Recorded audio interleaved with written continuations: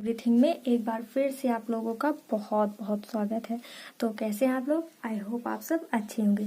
देखिए, हम लोग पढ़ रहे थे भारतीय संविधान, जिसमें हमने अनुच्छेद 19 से 22 तक देख लिया था पिछले वीडियो में, और आज हम देखेंगे अनुच्छेद 23 से अनुच्छेद 31 तक।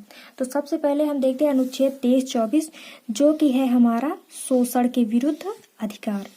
देखिए, हमारा अनुच्छेद 23 कहता है बालात श्रम का अर्थ होता है जबरदस्ती काम, मतलब कोई आपसे जबरदस्ती काम करवाए। बेगारी का मतलब होता है बिना वेतन के काम करवाए, जैसे कि बंधुआ मजदूर होते हैं, मतलब उनको बिना वेतन के काम करवाया जाता था। तो किंतु राष्ट्रीय सुरक्षा के मुद्दे पर बालात श्रम या बेगारी करवाया जा सकता है। मतलब कानूनी रूप से बालात श्रम और बेगारी रोक है, लेकिन अगर राष्ट्रीय सुरक्षा की बात है तो उस टाइम पे से आपको बालात श्रम और बेगारी दोनों करवाया जा सकता है। हमारा अनुच्छेद 23 यही कहता है।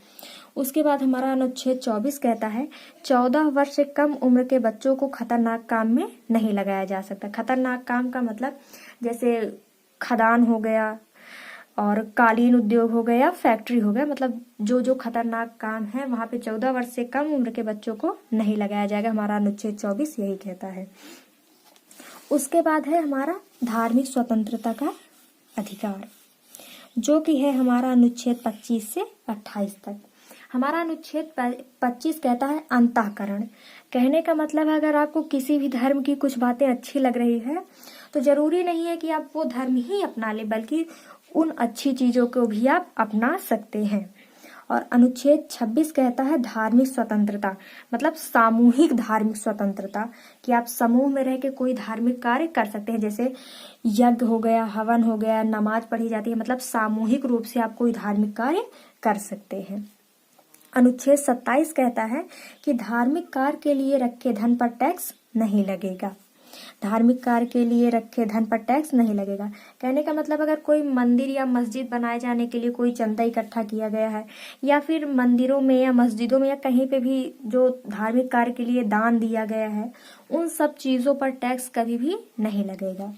और हमारा अनुच्छेद 28 कहता है कि सरकारी धन से चल रहे संस्थान में धार्मिक शिक्षा नहीं दी जाएगी।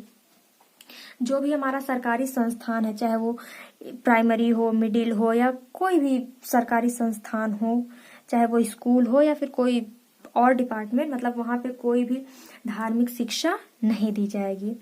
आप लोग सोच रहे हो कि जो संस्कृत विश्वविद्यालय होते हैं या फिर मदरसा होते हैं वो भी सरकारी धन से ही चलते हैं, लेकिन एक बात ध्यान देने योग्य है कि मतलब वहां पे भाषा सिखाई जाती है, संस्कृत भाषा सिखाई जाती है, अरबी उर्दू भाषा सिखाई जाती है, ना कि कोई धार्मिक शिक्षा दी जाती है। आई होप को आपको 25, 26, 27, 28 अनुच्छेद समझ में आ गया होगा। अब हमारा अगला देखते हैं, हमारा संस्कृत एवं शिक्षा संबंधी अधिकार, जो कि है हमारा अनुच्छेद 29 और 30 में। देखिए, अनुच्छेद 29 में कहता है अल्पसंख्यकों के हितों का संरक्षण, यानी उन्हें कोई प्रताड़ित नहीं करे और जो भी सुविधाएं मिलनी चाहिए वो उन्हें आराम से मिले। और अनुच्छेद 30 में कहता है कि अल्पसंख्यकों के शिक्षा का संरक्षण, जैसे कि देखिए, मतलब उनकी अपनी कुछ शिक्षा होती है, जैसे बौद्ध धर्म का मान लीजिए, उनका अपना कुछ बौद्ध धर्म से रिलेटेड कुछ शिक्षाएं होती हैं जो वो अपना दे सकते हैं, मतलब अपनी शिक्षा पढ़ सकते हैं, अपना अलग से संस्थान खोल सकते हैं। अगर उन्हें कहीं पढ़ने में कोई प्रॉब्लम हो रही है तो अलग से वो अपना विद्यालय वगैरह खोल सकते हैं, यानी कि अल्पसंख्यकों के शिक्षा का संरक्षण।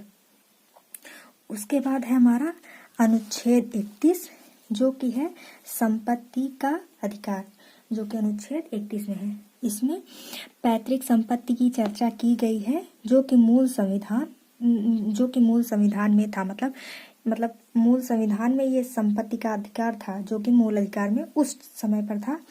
और 44वां संविधान संशोधन 1978 द्वारा इसे कानूनी अधिकार बना दिया गया है और इसे 300 का में जोड़ दिया गया है। देखिए, जो मूल संविधान था, यानी जो संविधान पहले बना था, उसमें संपत्ति के अधिकार को मूल अधिकार में रखा गया था, लेकिन सन 1978 में इसे मूल अधिकार से हटाकर कानूनी अधिकार में रख दिया गया है। तो आई होप आपको ये समझ में आ गया। और एक बात ध्यान रखिएगा, ये जो संपत्ति का अधिकार है ये प्रेजेंट में 300 का में रखा हुआ है, अनुच्छेद 300 का में जोड़ दिया गया है। ओके, तो आई होप आपको अनुच्छेद 23, 24, 25, 26, 27, 28, 29 और 30, 31 समझ में आ गए होंगे।